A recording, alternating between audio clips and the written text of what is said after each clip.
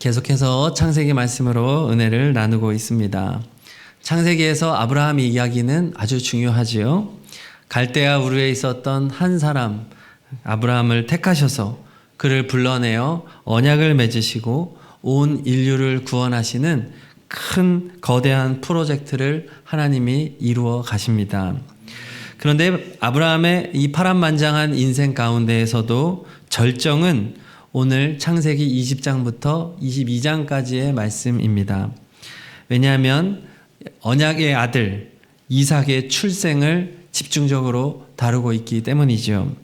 100세에 얻은 아들 이삭, 그는 세상의 구원자이신 예수 그리스도의 예표가 되고 예수 그리스도께서 그의 후손으로 태어나시게 되지요. 자, 그런데 약속의 성취를 바로 앞에 둔 오늘 20장에서 이삭의 출생을 가로막는 아주 큰 최악의 위기가 닥쳐왔습니다. 바로 아브라함의 아내 사라를 그랄 왕 아비멜렉에게 빼앗겨버린 사건이에요. 자, 그랄이라고 하는 지역은 당시 가나안 쪽 남서쪽 지역으로 지중해 연안에 인접해 있는 블레셋의 땅입니다. 이 그랄은 블레셋의 수도가 됩니다. 이 성을 다스리는 왕의 이름이 아비멜렉인데요. 아비멜렉은 블레셋 왕을 대대로 부르는 공식 칭호입니다. 이집트의 왕을 바로라고 부르고 또 로마 황제를 가이사라고 부르듯이 블레셋의 왕은 아비멜렉입니다. 이름의 의미는 나의 아버지는 왕이시다라는 의미인데요. 바로 그가 세습 군주임을 말하여 주는 거예요. 그 지역에서 절대적인 힘을 가지고 있었던 세습 군주 바로 아비멜렉에게 아내를 빼앗겨 버린 겁니다. 자, 1절을 같이 읽어보겠습니다. 아브라함이 거기서 네게부 땅으로 옮겨가 가데스와 술 사이 그랄에 거류하며. 아브라함은 그동안 헤브론에 거주하고 있었어요. 그런데 갑자기 그랄 지역으로 이주를 하게 됐습니다. 성경이 그 이유를 정확하게 알려주고 있지는 않지만 아마도 헤브론 지역으로 침범해 왔던 헷 족속 때문이 아닐까, 또는 아브라함이 있었던 헤브론 지역에 큰 가뭄과 흉년이 들었기 때문이 아닌가 우리가 예측해 볼 수 있습니다. 자, 그렇게 그랄로 비옥했던 땅 그랄로 이렇게 이주를 하자마자 청천벽력 같은 일이 벌어진 것이죠. 2절을 읽겠습니다.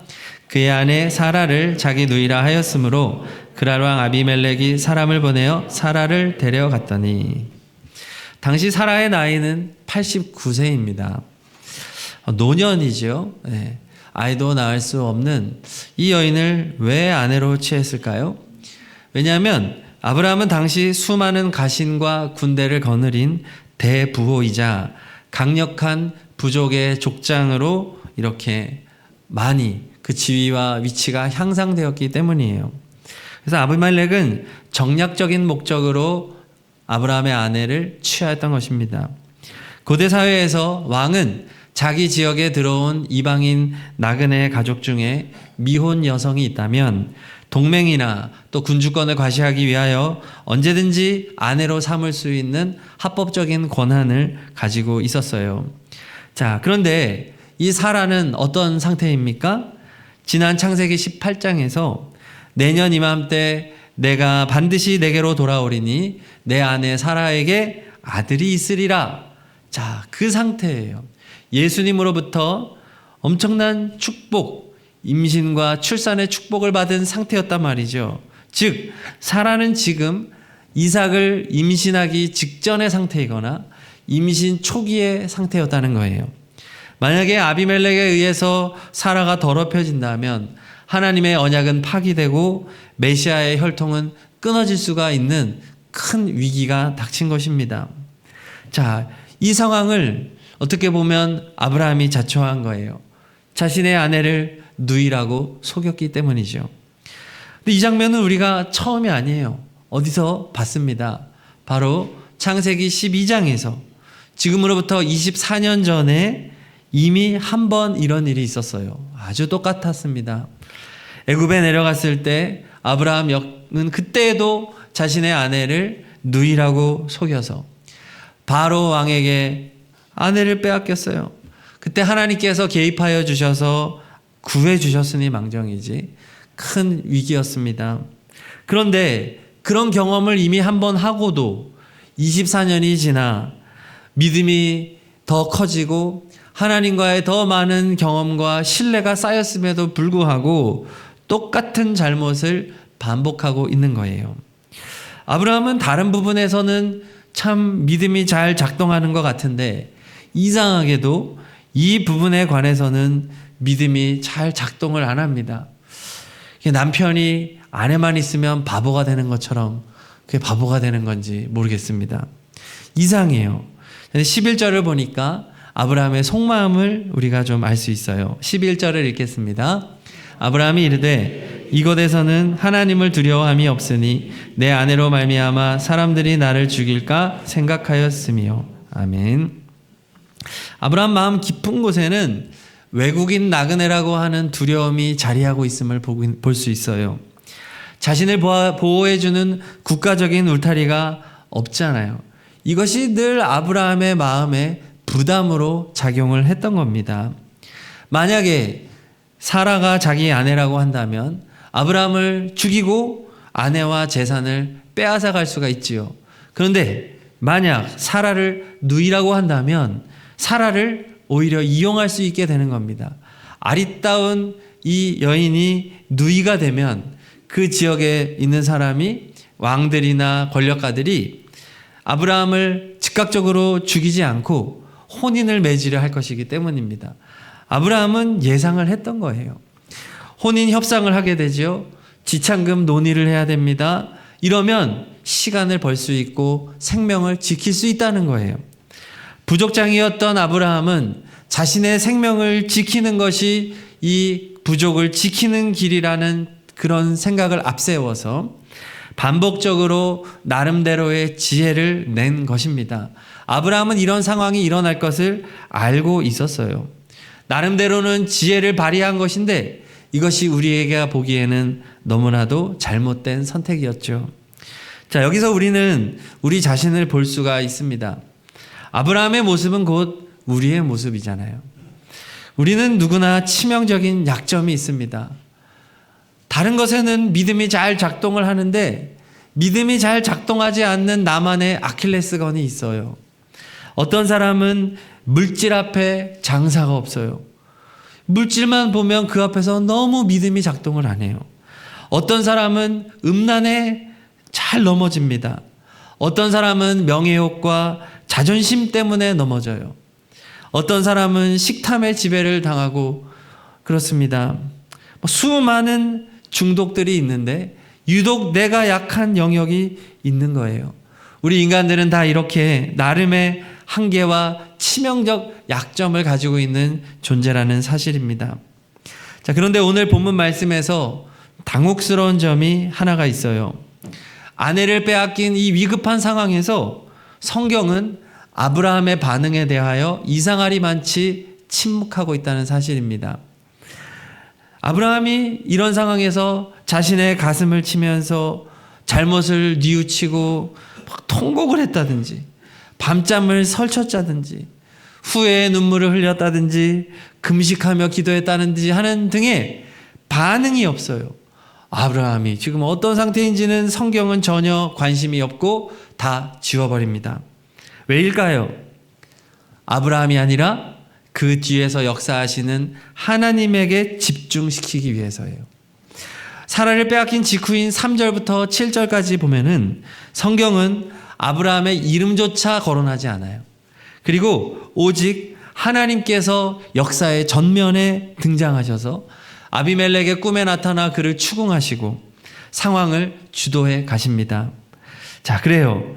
인간의 연약함과 치명적인 약점에도 불구하고 하나님께서는 구원의 역사를 포기하지 않으시고 끝까지 이 구원을 성취해 나가십니다.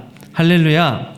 네, 아브라함은 믿음의 조상이라는 거창한 타이틀을 달고 약속의 자녀의 출생을 불과 1년만 앞둔 영적 정점의 시기에 있었다 할지라도 그는 24년 전에 부끄러운 실수를 반복할 수밖에 없는 연약한 존재, 어리석은 존재라고 하는 사실입니다.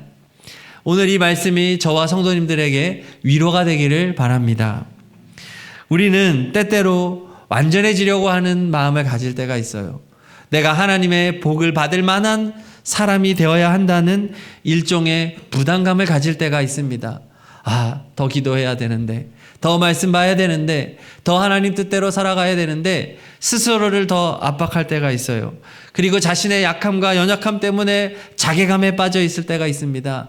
그래, 나 같은 게 무슨 하나님의 복을 받겠어? 나 같은 우리 사람을 통해서 무슨 하나님의 복이 우리 자녀에게 흘러가겠어? 자기 자신을 찌를 때가 있어요. 그러나 오늘 말씀은 우리에게 알려주는 것입니다. 너를 바라보지 말아라. 배후에서 역사하시는 신실하신 하나님을 바라봐라 라고 말씀해 주는 것입니다. 성경은 아브라함에게 전혀 관심이 없어요. 하나님에게만 모든 시선을 집중하고, 하나님은 쉬지 않고 아브라함을 위하여 지금 싸워주고 계신 것입니다. 성도 여러분, 나의 연약함에 너무 빠져있지 말기를 바랍니다. 하나님 바라보세요. 하나님 안에서 위로를 얻으시기를 바랍니다. 신실하신 하나님이 오늘도 내일도 성도님들을 붙들어 주실 거예요. 그 하나님을 바라보라는 것이죠. 자, 그렇지만 그래도 우리가 좀 납득하기 어려운 게 있죠. 그게 뭐냐면 오늘 말씀에서 아브라함이 전혀 회개하지 않는다는 사실이에요. 2번이나 아내를 누이라고 부르는 정말 너무나도 큰 잘못을 범했어요. 인간적인 것으로도 큰 죄죠. 하나님이 하나 되게 하신 부부의 관계를 깨뜨리는 너무나도 큰 잘못을 저지른 거예요. 아브라함에게 있어서 가장 소중한 사람, 사라 아닙니까? 어떻게 자신의 아내를 이렇게 대우할 수가 있어요? 남편으로서, 남자로서, 한 성도로서 도저히 하지 말아야 되는 잘못을 범했습니다. 그러나 그것을 넘어서서 하나님의 언약을 깨뜨리는 행위였어요. 하나님께서 아들을 주시겠다고, 내년 이맘때 아들을 주시겠다고 그렇게 약속해 주셨음에도 불구하고 하나님의 언약을 끊을 뻔한 대죄를 저지른 것입니다. 그런데도 불구하고 회개하지 않아요. 참회하지 않아요. 또 하나님도 이상해요. 하나님은 이러한 상황에서 아브라함의 편을 드시고 편파적인 태도를 취하십니다. 7절 상반절을 같이 읽어보겠습니다. 이제 그 사람의 아내를 돌려보내라. 그는 선지자라. 그가 너를 위하여 기도하리니 내가 살려니와. 네, 하나님은 아브라함을 향해서 선지자라고 말을 하고 있어요. 이 장면은 성경을 통틀어서 최초로 선지자라는 단어가 사용이 된 것이고, 그래서 인류 최초의 선지자는 바로 아브라함이에요. 선지자 누굽니까? 인간 사회의 계급을 초월한 사람이죠. 인간 사회 아무리 왕이라고 할지라도 선지자는 그 위에 하나님과 인간 사이에 존재하는 신적인 권위를 부여받은 사람이에요. 하나님의 말씀을 직접 받아 세상에 대언하는 사람이에요. 중개자예요. 그러므로 하나님은 지금 뭐라고 말하는 겁니까? 그는 나의 특별한 사람이라는 거예요. 내가 파송한 특사라고 하는 거예요. 아비멜렉, 너는 너의 도덕성을 논하기 전에 내가 보낸 선지자인 아브라함에게 털끝 하나 건드리지 마라. 그의 아내를 건드리지 마라 라고 말씀하고 있는 것입니다. 과거 구한말이나 조선시대에 우리나라가 힘이 없어 중국 영토나 서구 열강의 사신들에게 얼마나 비겁한 비굴한 수모를 많이 당해야 했어요. 그들이 대단해서가 아니죠. 그들 배후에 국가의 힘 때문에 비굴해졌습니다. 단지 황제의 사절이라는 그 이유 하나만으로 말도 안 되는 무리한 요구들을 들어주어야만 했어요. 수치스러운 무릎을 꿇어야만 했습니다. 지금 하나님이 그러고 계세요. 도덕적으로는 아비멜렉이 훨씬 당당해요. 아브라함은 부끄러운 사람이에요.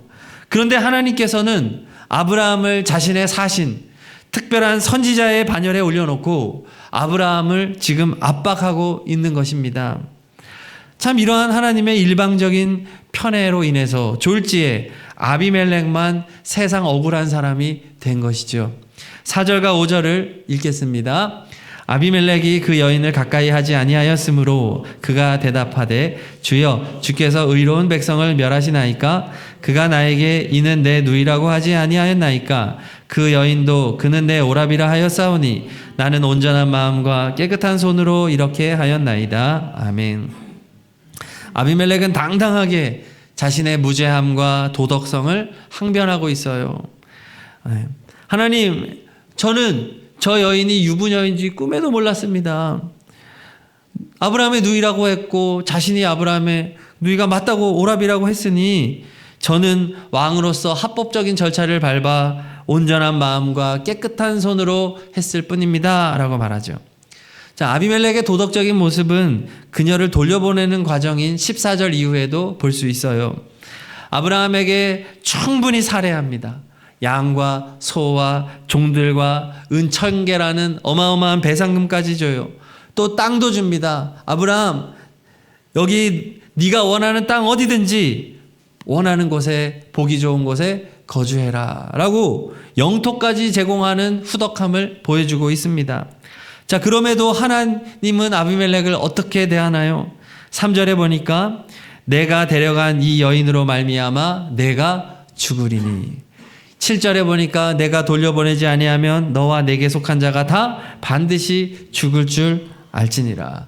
하나님은 어떻게 보면 오늘 말씀에서 죄 없이 굉장히 도덕적으로 행동하고 있는, 합법적으로 행동하고 있는 아비멜렉을 향해서 엄포를 놓는 거예요. 잘못은 아브라함이 했는데 야단은 아비멜렉이 야단 맞고 있는 거예요. 너 건드리면 죽여버릴 거야, 너. 하나님 이런 분 아닌 것 같은데 오늘 말씀은 그렇게 흘러가고 있습니다. 성도 여러분, 여기서 우리가 질문을 해보아야 돼요. 그게 뭐냐 하면 아비멜렉은 정말 하나님 보시기에 무죄하고 의로운 사람이었냐 이거예요. 우리는 성경을 읽으니까 자신을 변호하고 있는 아비멜렉의 입장으로만 오늘 20장을 읽었어요. 그런데 그건 누구의 해석입니까? 아비멜렉의 해석이에요. 하나님의 해석이 아닙니다. 5절에서 아비멜렉은 자신의 마음이 온전하다고 말하고 자신의 손이 깨끗하다고 말해요. 이건 누구 기준이에요? 자기 기준이에요. 그랄 땅의 기준이에요. 하나님이 인정하는 기준에 아닙니다. 아비멜렉 역시 가나안 땅의 우상을 숭배하는 우상 숭배자예요. 그는 하나님의 통치를 거부하는 자예요. 스스로 왕으로 높이고 살아가는 큰 죄인의 하나에 불과합니다.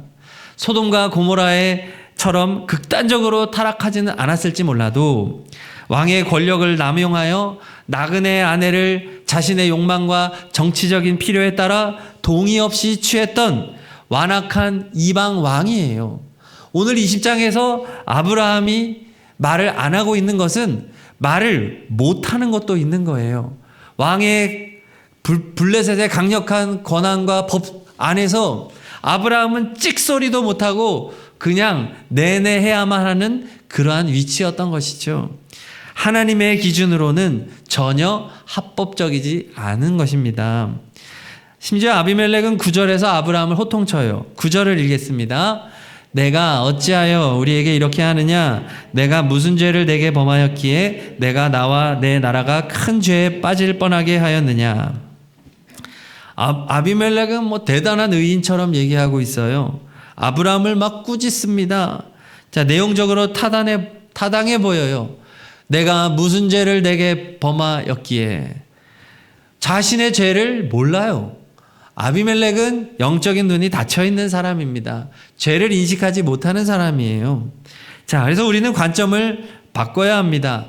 아비멜렉은 자신이 억울하게 혼나고 있다라고 생각할지 모르지만 사실 그는 오늘 20장에서 최고의 영적인 복을 받고 있어요. 자, 4가지로 설명해 드리겠습니다. 첫째, 온 우주의 창조주 하나님께서 아브라함을 친히 만나주고 계시잖아요. 오늘 3절에서 하나님께서 밤에 꿈으로 아비멜렉을 만나주세요.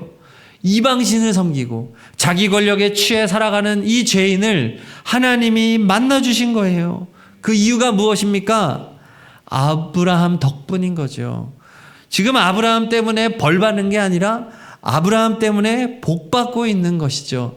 하나님을 대면하는 영광을 얻은 것입니다. 자, 두 번째 이유는 하나님께서 아비멜렉이 더 큰 파멸의 죄를 짓지 않도록 막아주고 계세요. 6절을 읽겠습니다.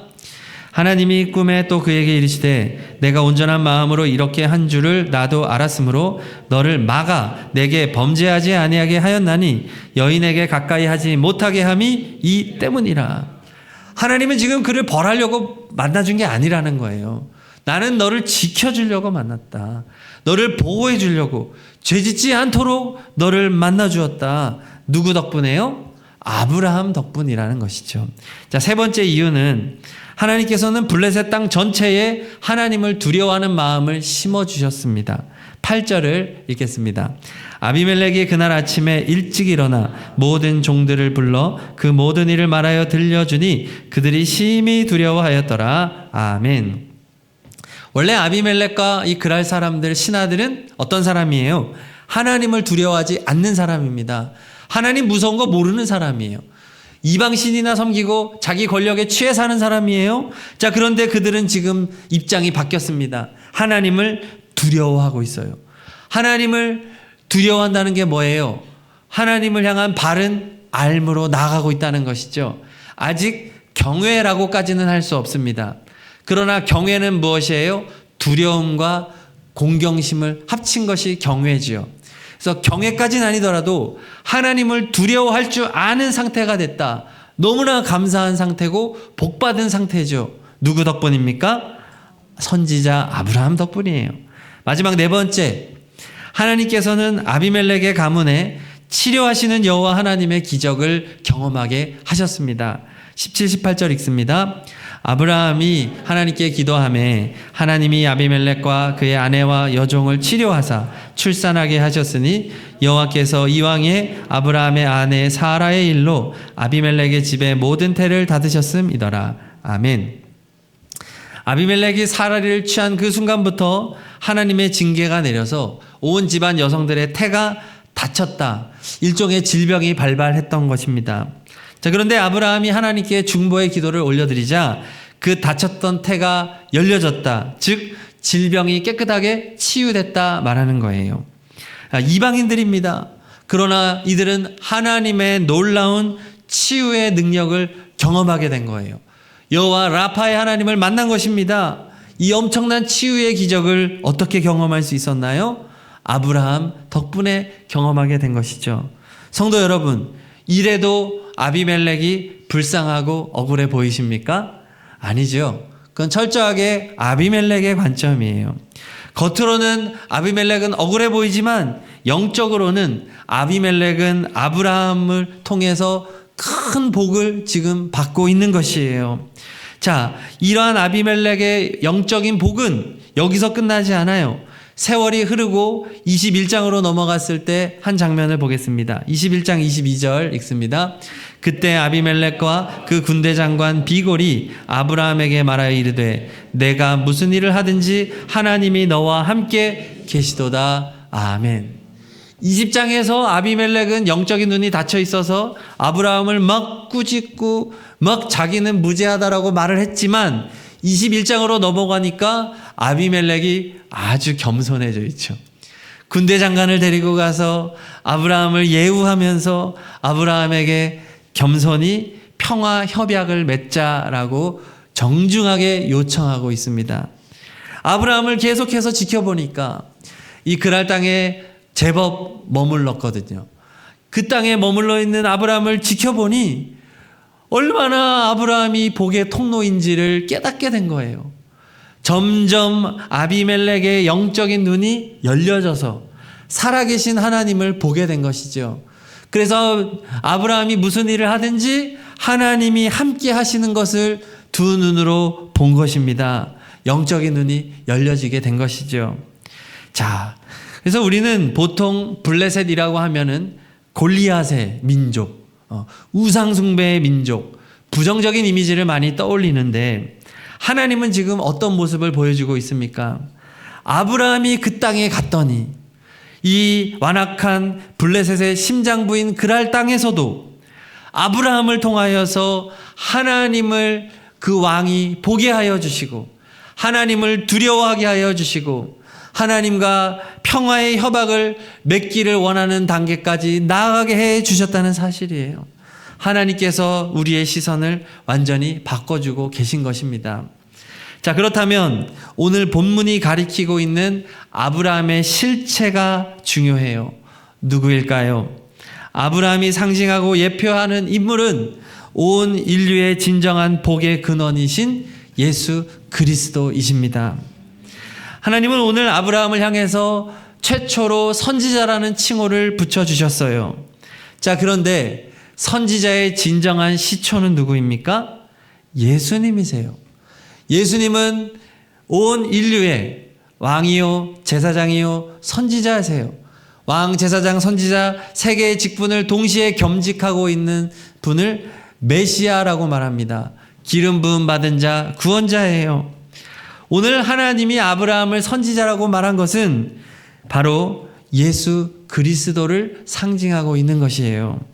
온 세상의 유일하고도 진정한 선지자, 하나님의 말씀 자체, 하나님과 인간 사이의 중보자 예수 그리스도를 말하고 있는 것입니다. 그래서 오늘 말씀에서 이상할이 많지 하나님이 아브라함을 편애하고 있는 것은 하나님께서 그의 아들 예수 그리스도를 그렇게 대하고 계시다는 것을 우리에게 보여주고 있는 거예요. 예수님은 넘사벽의 존재예요. 그 누구도 감히 빼앗을 수 없는 하나님과의 친밀하고도 깊은 관계를 가지고 계신 분 예수 그리스도이신 줄로 믿습니다. 예수님은 절대로 건드려서는 안 되는 대상이라는 거예요. 오늘 아브라함의 중보기도, 아비멜렉을 위한 중보의 기도 역시 예수님의 중보 사역을 보여주는 것이에요. 예수님이 기도해 주셔야만 복받는 줄로 믿습니다. 예수님과 바른 관계를 맺으면 복받습니다. 예수님과 바른 관계를 맺으면 용서받습니다. 예수님과 바른 관계를 맺으면 치유받습니다. 복은 오롯이 예수님을 통해서 오는 거예요. 예수님만 바라보고 예수님만 의지하면 살 길이 열려집니다. 그러나 예수님을 대적하면, 예수님의 것을 건드리면 뼈도 못 추리는 거예요. 하나님은 엄하게 말하는 거예요. 너 건드렸다가는 반드시 죽을 거야. 이 말이 무엇입니까? 너 예수를 건드리면 가만두지 않겠다는 거예요. 이 말씀은 오늘 우리에게도 동일하게 해주시는 하나님의 말씀인 줄로 믿습니다. 성도 여러분, 보석 중에 보석, 우리에게 가장 소중한 분, 세상 그 무엇과도 바꿀 수 없는 분, 예수 그리스도이신 줄로 믿습니다. 그분은 복의 통로이세요. 복의 근원이세요. 오늘 말씀은 그것을 우리에게 알려주는 것입니다. 아브라함이라고 하는 한 사람, 한 위인을 말해주는 위인전이 아니에요. 그를 통하여서 예수 그리스도가 얼마나 존귀한 자이신지를 우리에게 말씀해 주는 것입니다. 자, 말씀을 정리합니다. 오늘 창세기 20장에서는 아비멜렉이 주로 말을 하기 때문에 아비멜렉이 마치 피해자인 것처럼 보이고 아브라함이 가해자인 것처럼 보이지만 이것은 철저하게 세상의 눈으로 바라본 것이에요. 우리는 영의 눈으로 오늘 20장을 바라보아야 하겠습니다. 아브라함 한 인간의 치명적인 약점에도 불구하고 그는 여전히 복의 통로입니다. 그는 하나님의 선지자입니다. 하나님은 이방 땅에서도 아브라함을 통하여서 놀라운 구원의 역사를 이루어가고 계세요. 그 악한 완악한 왕의 눈을 바꾸어 주세요. 이러한 아브라함의 모습은 곧 예수 그리스도를 보여줍니다. 주님께서 이루어 가실 놀라운 구원의 역사. 우리는 이분법적인 사고를 가지고 있어요. 하나님의 백성은 구원받을 백성, 그리고 블레셋 땅은 악한 땅, 저주받은 땅, 심판받아야 할 땅, 이런 구조로 생각을 하지만 아니라는 거예요. 예수 그리스도가 가는 곳은 하나님이 놀라운 구원을 이루신다고 하는 것입니다. 아무리 악한 땅이라 할지라도 우리 주님께서는 그 땅을 위하여 기도하시고 그 땅을 회복시키시고 그 땅의 죄를 용서하시고 그 땅에 하나님을 보는 눈을 열어주셔서 하나님을 두려워하게 하시고 하나님을 경외하게 하시고 하나님의 구원을 임하게 하여 주신다는 사실입니다. 할렐루야. 그래서 우리가 선교하는 거예요. 우리가 어떻게 일본에, 태국에 우리의 선교사님들을 파송했습니까? 예수 그리스도의 이름으로 파송한 것이에요. 우리 선교사님들이 예수 이름으로 그곳에서 사역할 때 그 땅에 놀라운 구원의 역사가 일어날 줄로 믿습니다. 그래서 오늘도 하나님은 우리를 이렇게 쓰신다는 거예요. 오늘의 아브라함은 곧 우리의 모습인 줄로 믿습니다. 우리에게 치명적인 약점이 있어요. 우리는 하나님의 도구로 쓰임받을 존재가 못 돼요. 그럼에도 불구하고 하나님은 성도님들 한 분 한 분을 선택하셨다는 사실이죠. 그래서 성도님들 마음속에 예수 그리스도를 주님께서 임재하게 해주신 거예요. 성령께서 오늘 또 영원히 성도님들과 함께 하시고 성도님들의 심령 속에 거하는 줄로 믿습니다.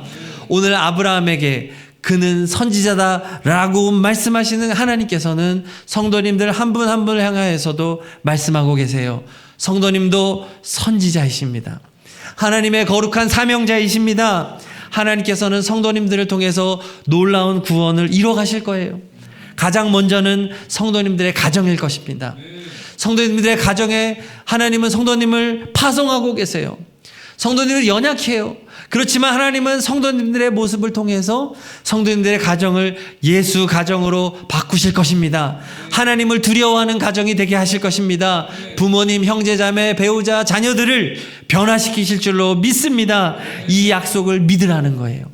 자신의 연약함에 함몰되어 있지 말라는 거예요. 믿음을 가지고 당당하게 가정에서 복음을 선포하라는 것이에요. 또 일터에서도 마찬가지입니다. 삶의 현장에서 예수 이름을 고백하고 나는 예수님의 편입니다. 나는 하나님을 섬깁니다. 이방 땅 한 복판에서 아브라함과 같이 믿음의 정체성을 가지고 살아가는 성도님들 되시기를 축복합니다. 우리 시간 다 함께 찬양하고 기도하겠습니다. 세상 모든 민족을 구원하시기 원하시는 하나님, 물이 바다 덮음같이 여호와의 영광을 인정하는 그 날을 허락하시는 하나님, 그 하나님을 바라보며 다 함께 찬양하겠습니다.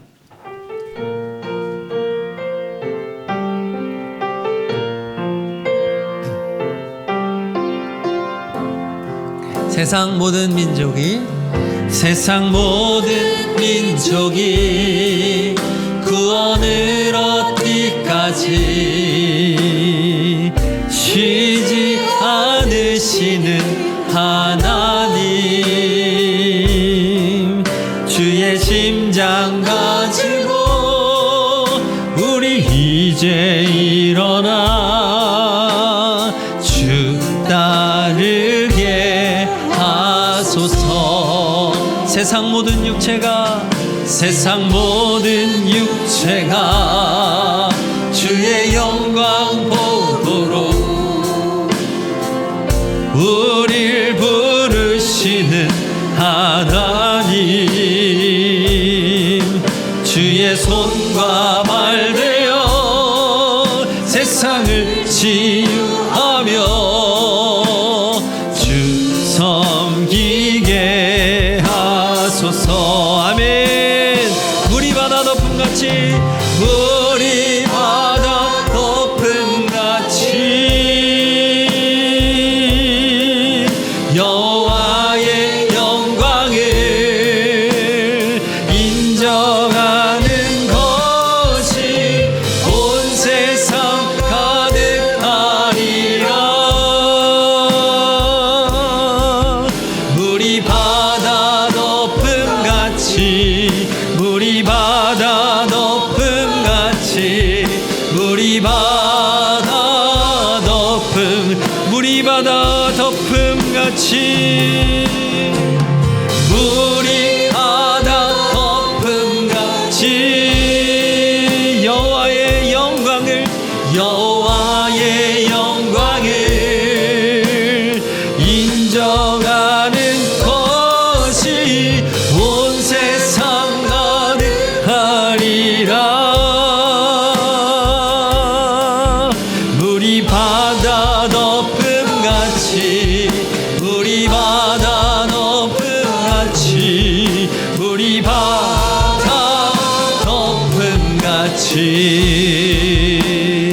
말씀 붙잡고 기도할 텐데요. 믿음의 조상 아브라함조차 치명적인 약점 앞에 무너지며 똑같은 실수를 반복하는 연약한 인간이었습니다. 그러나 그의 한계 속에서도 하나님께서는 신실하게 언약을 성취해 가십니다. 성도 여러분, 나의 허물과 부족함으로 절망하지 않기를 바랍니다. 우리 하나님 바라봅시다. 그리고 우리 주 예수 그리스도의 이름 의지하여 기도합시다. 하나님은 우리를 사용하십니다. 우리는 선지자입니다. 하나님께서 우리 효자교회를 이곳에 세워주셨어요. 그동안 우리 교회를 통해서 하나님께서 이루어가신 놀라운 선교적 역사는 우리 주님께서 하신 것입니다. 우리 교회가 이렇게 부설기관인 은혜지역아동센터, 이 지역의 어려운 가정과 아이들을 사랑으로 섬기는 것 너무나 귀한 선교적 사명이에요. 우리가 한 지붕에 두 교회, 국제교회를 섬길 수 있는 것 또한 너무나 큰 선물 같은 사역입니다. 그 이방인들에게 하나님의 사랑과 위로를 전할 수 있는 것이 얼마나 감사합니까? 우리 교회가 2명의 선교사님을 파송한 것, 또 인도와 여러 곳의 선교지를 후원할 수 있는 것, 놀라운 하나님의 은혜인 줄로 믿습니다. 우리는 부족했지만 하나님이 이루어 가십니다. 앞으로도 이루어 가실 것입니다. 가족과 이웃과 열방을 구원해 가실 것입니다. 그 주님을 바라보며 예수님을 의지하며 이 시간 다 함께 2, 3분 기도하겠습니다. 하나님 아버지 감사합니다. 주님, 우리 교회를 통해서, 우리 가정을 통해서 놀라운 구원의 역사를 이루어 가심을 감사합니다. 하나님, 우리 교회가 계속해서 영혼 구원의 사명을 감당해 나갈 수 있도록 우리를 붙들어 주시옵소서. 우리를 사용하여 주시옵소서. 믿음의 지경을 넓혀 주시옵소서. 우리의 약점만 보지 않게 하여 주시고 살아계신 예수님을 보게 하여 주시옵소서.